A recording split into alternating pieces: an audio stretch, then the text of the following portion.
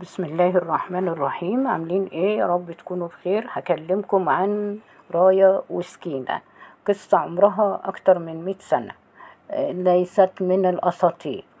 احد الصحفيين اسمه عيسى كتب عن راية وسكينة علي همام ان هما من صعيد مصر، ولعبت الظروف الصعبة في حياتهم في بداية القرن العشرين، وتركوا الصعيد الى مدينة الاسكندرية، وبالتحديد في حي اسمه اللبان. ومن خلال البحث قبل 6 سنوات كتب أحد المؤلفين إنه تحقق من براءة راية وسكينة، وعنده وثائق بتدل على البراءة. ومن الوثائق ديت إن هما كانوا بيتعاونوا مع الجهاز السري لثورة 19 لمواجهة الاحتلال الإنجليزي، وبيقول إن الاحتلال لفق لهم القضية، بس دي طبعا مش معقولة. كان في بلاغات كتير عن اختفاء عدد من السيدات، وما كانوش قادرين يوصلوا للي ارتكب الجريمة دي، وده عمل قلق ليهم. وبعدين لفقوا لهم تهمة الخطف علشان يتخلص منهم في مقابل دعوة لبراءتهم. وبعدين كمان اختلطت الحقيقة بالخيال، ونسبوا لهم كل الجرائم، وبكده قدروا يلاقوا متهمين لأن انطبقت عليهم الأوصاف. وللأسف الأفلام والمسلسلات أيدت التهمة عليهم، والدراما أكدت الرواية الشيطانية عنهم. وكان أول حد كتب كان الروائي صلاح عيسى، كان كتابه من ملف القضية والتحريات، وهو أضاف عليها روح المجتمع، وهو قال إنه هو قدم الحقيقة بتجرد، ووصفهم بإن هم اتربوا في قرية اسمها الكلح بأسوان، وكان الفقر مصعب عليهم حياتهم، وعاشوا حياة حرمان شديدة، وما كان منهم إلا السكن في حجرة مظلمة لها فيها ريحة وحشة جدا، وهم بيقولوا إن هي ريحة الفقر. وكانت الحجرة دي في اسكندرية.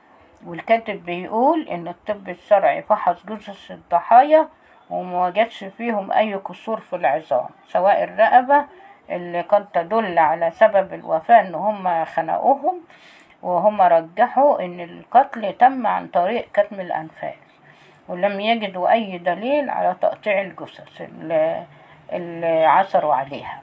كما والهياكل العظمية كانت في حالة سليمة تماما، وحالة الحرق لم وجدوش أي دليل عليها، لأن هم فقراء وما يملكوش فرن في بيتهم.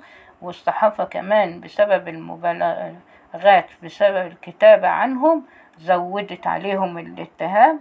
وعيسى كتب في كتابه عن مشهد الإعدام لراية وسكينة، كان يوم 21/12/1921 في سجن الحضرة بالإسكندرية، والناس كلها اتفرجت على الإعدام، لدرجة الستات كانت بتغني من فرحتهم.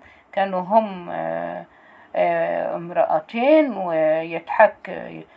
أول امرأتين اتحكم عليهم بالإعدام، كانش فيه حكم للستات زمان. وكانت الناس بتقول عاش اللي عدم راية وسكينة.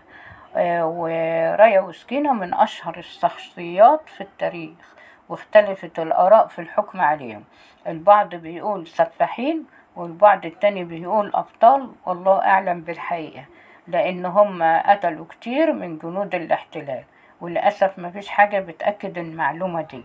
وحي اللبان اللي عاشوا فيه من الأحياء الفقيرة في الإسكندرية، حتى البيت والاسم اللي كانوا عايشين قرب منه راية وسكينة زي ما هو، أنا شفته.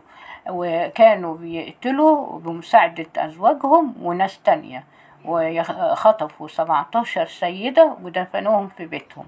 وكان الوقت في الإسكندرية فيها انتفاضات في الوقت ده، انتفاضات شعبية كبيرة قامت بها سكان اسكندرية ضد القوات البريطانية المحتلة، وده أعطى فرصة ليهم يقوموا بشغلهم من غير عقاب. وكانوا بيستدرجوا النساء من زنقة الستات. دي عبارة عن سوق كبير في اسكندرية، قريب في المنشية، وفي كل المشتريات من كل شيء. كانوا دايما يختاروا الستات اللي تلبس ذهب كتير، واخدوهم في بيتهم ويسرقوهم ويقتلوهم. وبعد مدة زادت البلاغات من أهل السيدات دي، وكانت الأوصاف كلها بتقول إنها لابسة ذهب كتير. بعد كده كترت البلاغات عن اختفاء السيدات والفتيات، وده أصاب المدينة بالخوف والفزع، لغاية ما في يوم لقوا بقايا جثة سيدة بالقرب من بيت رايا وسكينة. ولما الناس بلغت بوجود بقايا جثة، راح البوليس وحفر في البيت، وقال أحد الرجال إن رايا أصرت منه، اللي قالت إن الغرفة ديت والريحة اللي فيها ريحة البخور. وكمان وصممت على ان مفيش وجود اي شيء، ولكن بعد التفتيش لاحظوا ان البلاط جديد مش متركب من زمان. وبعد القبض على رايا اعترفت بكل حاجة، وصدر الحكم عليهم في مايو سنة 21 بالإعدام، هما وأزواجهم واتنين من اللي شاركوهم في القتل. أما اللي كان بيشتري منهم الذهب اتحبس 5 سنين. كان الدستور بيمنع إعدام السيدات، لكن كانوا هم أول 2 يتعدموا زي ما قلت. وبعد إعدامهم الحياة أصبحت هادئة، وقامت الشرطة بإيداع بديعة بنت رايا دار للأيتام. وفي ناس بتقول إن الدار دي اتحرقت ومات كل اللي فيها، ومنهم بديعة دي بنت رايا. وبعد منزلهم دلوقتي بيبقى مزار سياحي، في ناس كتيرة جدا بتبقى عايزة تشوف أصحاب القصة دي، وكتير من الناس بتحب تشوف البيت. وده شكله، حتى رغم مر عليهم أكتر من 100 عام، إلا إنه زي ما هو.